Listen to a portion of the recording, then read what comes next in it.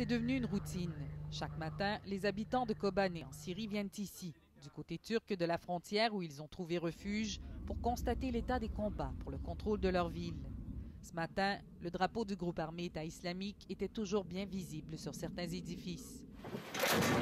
À l'intérieur, les combattants de l'EI s'acharnent sur les milices du YPG, les unités de défense du peuple kurde, une véritable guérilla urbaine.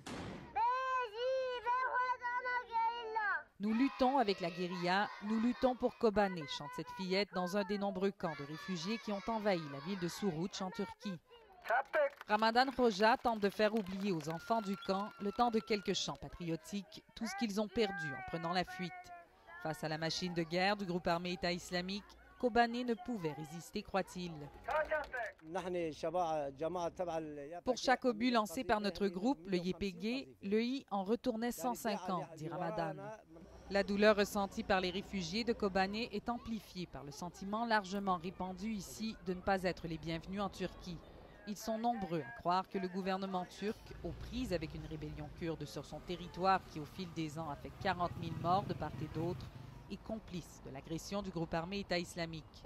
Un sentiment que partage ce conseiller municipal kurde.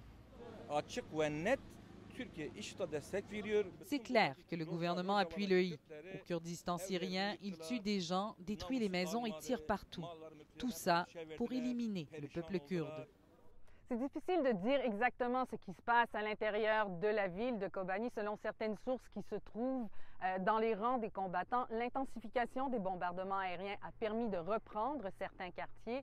Mais selon l'Observatoire syrien des droits de la personne, encore plus de 50% de la ville sont aux mains du groupe armé État islamique. Et vous l'entendez, les combats continuent de faire rage.